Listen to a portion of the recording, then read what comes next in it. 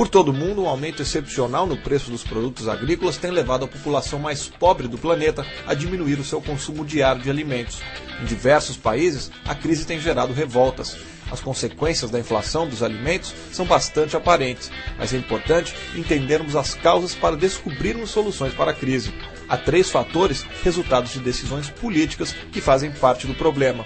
O primeiro diz respeito aos subsídios agrícolas. Nos países ricos, membros da OCDE, o influente lobby dos fazendeiros rendeu 268 bilhões de dólares em subsídios no ano de 2006.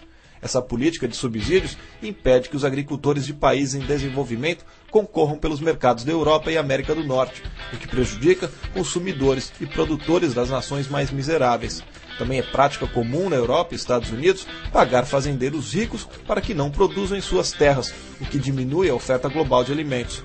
Para piorar, quando o governo de um país recebe alimentos subsidiados de outro governo, ele pode redistribuir esses alimentos sem depender da receita doméstica. Fica assim fortalecido o clientelismo e debilitado o Estado de Direito, talvez a condição mais importante para o desenvolvimento econômico e social. Os resultados disso são catastróficos.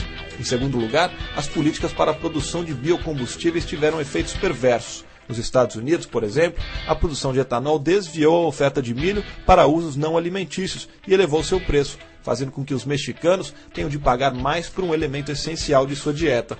Nos últimos 10 anos, a porcentagem de milho plantado para o etanol nos Estados Unidos foi de 5% para 25%. Os carros passaram a competir pelo milho, cujo preço subiu 50% nos últimos anos. Por fim, talvez o fator mais prejudicial seja a restrição ao comércio. Ao elevar o preço dos alimentos e ao fechar as fronteiras para o comércio, as tarifas de importação dos governos dos países ricos prejudicam diretamente os agricultores de países pobres, o que dificulta o desenvolvimento de uma agricultura sustentável nesses países. A remoção das barreiras ao comércio seria a melhor ajuda que os governos ricos poderiam dar aos países em desenvolvimento.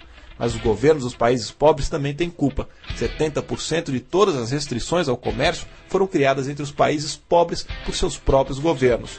A tarifa média do comércio entre países da África subsaariana é de 33,6%, mais alta do que em qualquer outra região do planeta. Não é difícil perceber porque a África não conseguiu criar um mercado interno que promovesse a produtividade. Para piorar, os preços elevados levaram os governos de alguns países, como Índia, Rússia e Argentina, a restringir as exportações.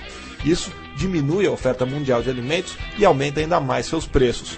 Não se cura uma doença com uma dose extra de veneno. Enquanto milhões de pessoas sentem no estômago os efeitos dessas ações políticas irresponsáveis, políticos insensatos continuam a repetir os velhos chavões protecionistas que impedem a adaptação global às mudanças econômicas. Só que o protecionismo não produz comida, apenas alimenta interesses particulares. É o livre mercado que alimenta o mundo. A solução é a liberdade.